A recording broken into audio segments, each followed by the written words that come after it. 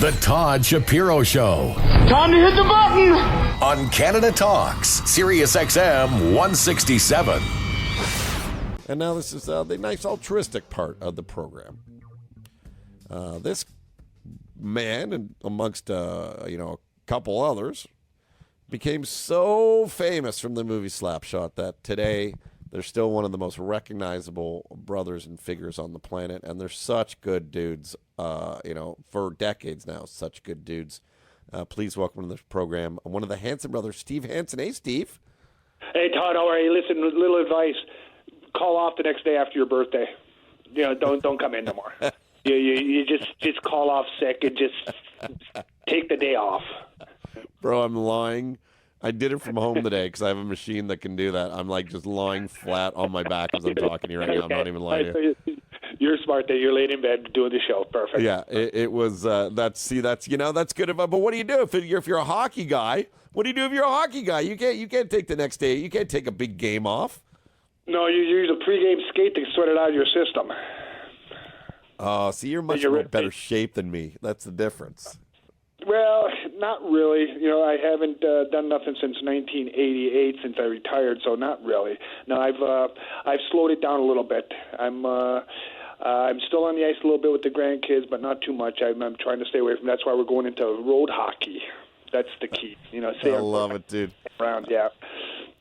Unbelievable to I think of you. I tell you, I think I tell you this, and like all of you, whenever I see it, like I have such fond memories of that movie Slapshot that it's so crazy. Like I was in Whistler skiing, and my dad and I weren't, we were close, but we weren't the closest, and it was like probably our only like father-son trip we ever did in our life. And I remember watching Slapshot for the first time, and I was a young guy, and it was probably mid-'80s, so it would have been on like a TV station or a VHS, and yep. Like we bonded through the laughs, and you must always hear these stories that like people really formulated friendships and memories through that movie. What is that like to this day for you?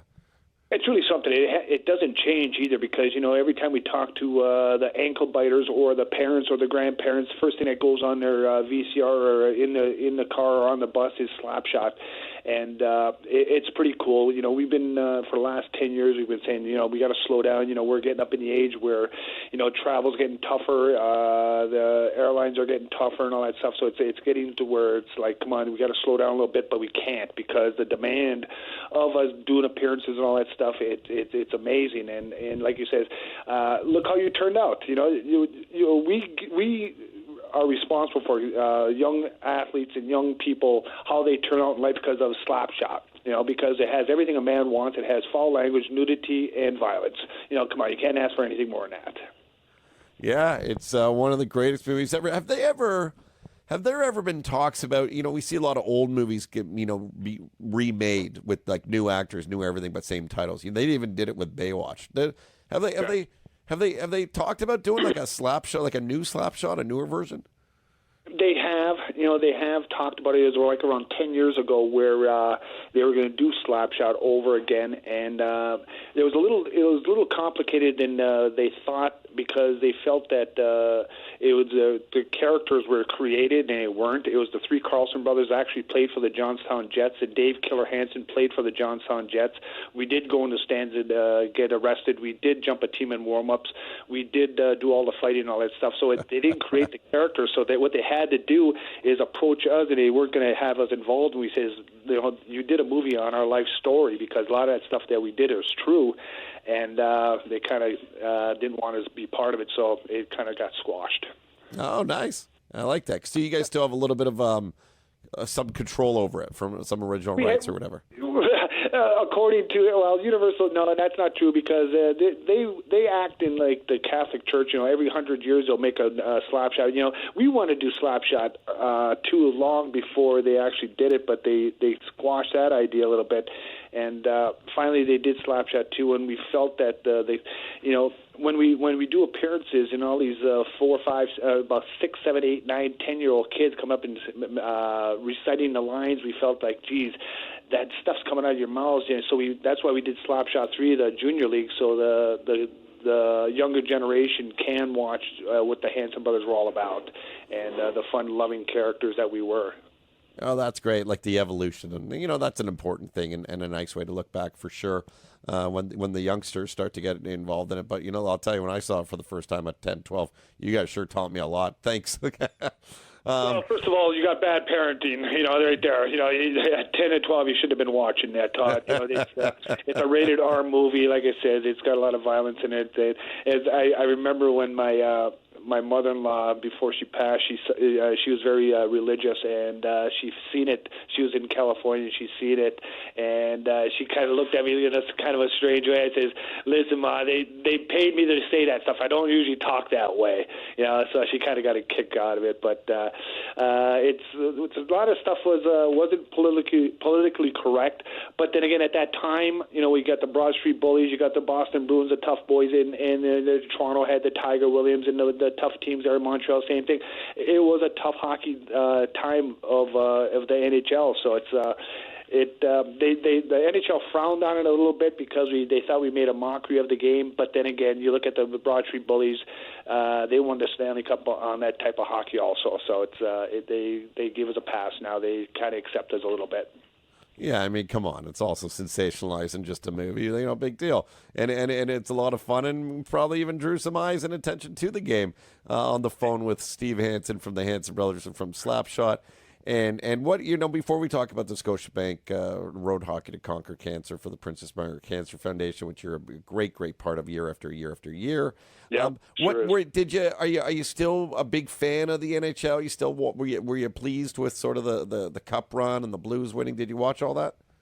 I did. I'm glad the St. Louis Blues won because they played, in our lines of during the movie and all that stuff. They played old time hockey like Eddie Shore, Dick Clapper, Toll Blake, Gordie Howe. They played that style of game, and I love that style of game. I believe that if someone has the puck, they should be hit.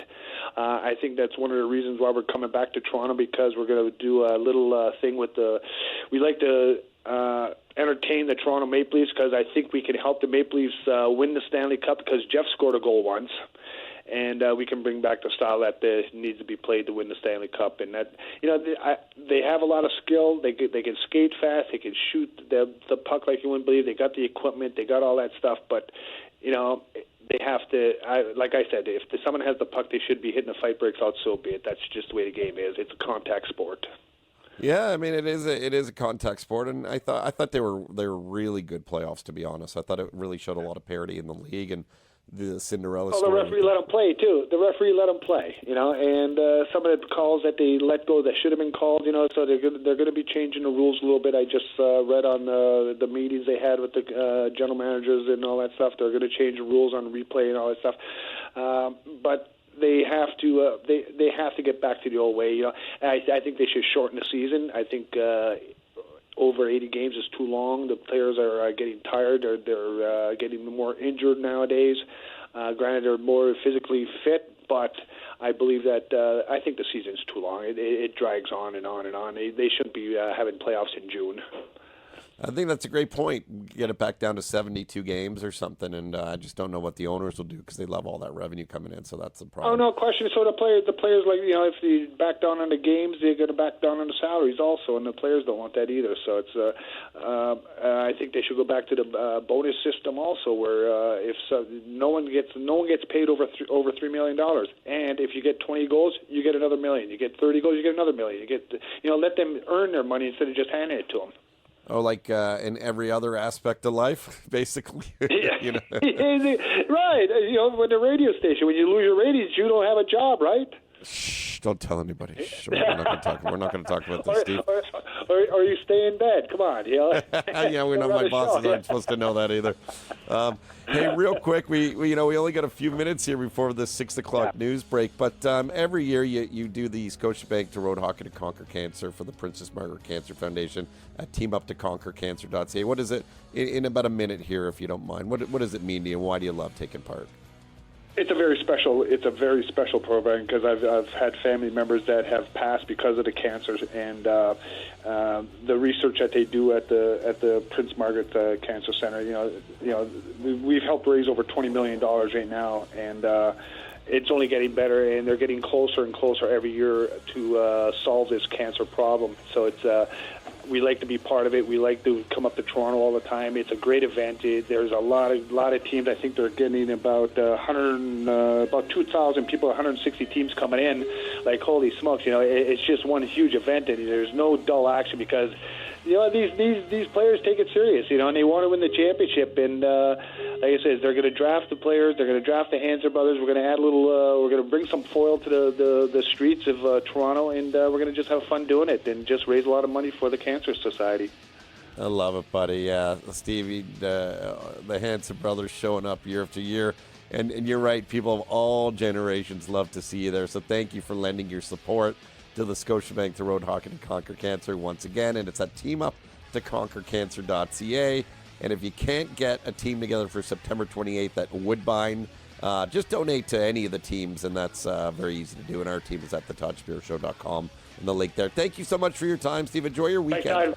Okay, appreciate cheers, it, buddy, brother. and looking forward to getting back to Toronto. Take care. Can't wait, man. I'm sharpening my elbows up, okay, bud? I'm getting ready for it. Yeah, Gordy. You got it. All right. Take care, bud. This is the Todd Shapiro Show on Canada Talks, SiriusXM 167.